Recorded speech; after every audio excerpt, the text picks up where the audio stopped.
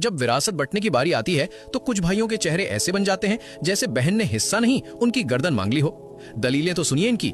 अरे वो तो दूसरे घर चली गई, शादी में इतना खर्चा किया था, ये जमीन तो अब्बा की निशानी है, हम क्यों दें। वाह, मतलब शरीयत अपनी जेब में और समाज का लॉजिक सिर माथे पर। आपको लगता है कि बहन को हिस्सा ना देकर आप कोई जंग जीत रहे हैं। दिमाग से ये गलतफहमी निकाल दीजिए कि आप उसे कुछ दे रहे हैं, आप देने वाले कोई नहीं होते। इस बात को एक बहुत ही आम मिसाल से समझिए। मान लीजिए आपके घर पर एक कुरियर आया, उस पैकेट के ऊपर साफ साफ आपकी बहन का नाम लिखा है। अब भले ही वो पैकेट आपके हाथ में है, वो आपके घर में रखा है, लेकिन क्या आप उसके मालिक बन गए? नहीं, आप उसे खोल भी नहीं सकते क्योंकि उस पर नाम किसी और का है। अगर आप उसे रख लेते हैं तो आप भाई नहीं, उस अमानत के चोर कहलाएंगे। बस यही मामला विरासत का है। जिस पल आपके वालिद का इंतकाल हुआ, उसी पल अल्लाह ने जमीन जायदाद पर नाम लिख दिया कि इतना हिस्सा बेटे का है और इतना बेटी का। वो जमीन अब साझा है, आप दोनों उसके मालिक हैं। अगर आप बहन का हिस्सा अपनी जेब में रख रहे हैं तो याद रखिए, आप अपनी चीज नहीं बचा रहे, आप दूसरे की चीज पर अवैध कब्जा कर रहे हैं। अब सवाल आता है, अल्लाह ने किसका कितना हक रखा है? अल्लाह ने कुरान सूरह अन-निसा आयत 11 में ये कानून आसमान से नाजिल कर दिया है। अल्लाह का फरमान है, एक लड़के यानी बेटे का हिस्सा 2 लड़कियों यानी बेटियों के बराबर है, यानी रेशियो 2:1 का है। अगर 3 हिस्से होंगे तो 2 बेटे के 1 बेटी का। अब यहाँ बहुत से लोग और हमारी बहनें भी सवाल उठाती हैं कि लड़के को डबल क्यों, ये तो नाइंसाफी है। तो सुनिए इस्लाम का प्यारा लॉजिक।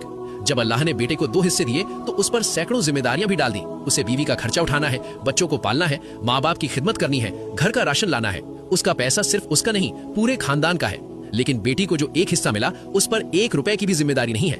उसका शौहर उसे कमा कर खिलाएगा, यानी बेटी का हिस्सा सिर्फ और सिर्फ उसका है। वो उसका सोना बनाए या बैंक में रखे, उससे कोई 1 पैसा भी नहीं मांग सकता। तो अब बताइए, जिम्मेदारी के बोझ के साथ 2 हिस्से बेहतर है या बिना किसी टेंशन के 1 हिस्सा पूरा अपना रखना? ये अल्लाह का इंसाफ है। लेकिन अफसोस, आज लालच इतना बढ़ गया है कि भाई ना 2 दे रहा है ना 1, वो पूरा हड़प कर जाना चाहता है। ऐसे लोगों के लिए मेरे नबी की ये हदीस काफी है। सही बुखारी 2454 की रिवायत है, रसूल अल्लाह ने फरमाया, जिसने किसी की 1 बालिश्त यानी 1 हाथ बराबर जमीन भी जुल्म से हथिया ली, कयामत के दिन अल्लाह उसे 7 जमीनों का तौक पहनाकर जमीन में धंसा देगा। सोचिए, सिर्फ 1 बालिश्त जमीन के लिए क्या आपके गले में इतनी ताकत है कि 7 जमीनों का वजन उठा सके? आखिर में बस इतना सोचिए भाई, ये जमीन जिसके लिए आज आप अपने ही खून से लड़ रहे हैं, ये थी किसकी? एक वक्त था जब ये जमीन आपके दादा की थी, दादा मर गए, जमीन यहीं रह गई। फिर आपके वालिद की हुई, वो भी चले गए, जमीन यहीं रह गई। आज आप लड़ रहे हैं कि ये मेरी है, कल आप भी कब्र में होंगे और ये जमीन किसी और की हो जाएगी। ये जायदाद एक ऐसा खिलौना है जो अल्लाह नस्ल दर नस्ल हाथों में बदलता है, सिर्फ ये आजमाने के लिए कि कौन हक अदा करके जन्नत कमाता है और कौन हराम खाकर जहन्नुम।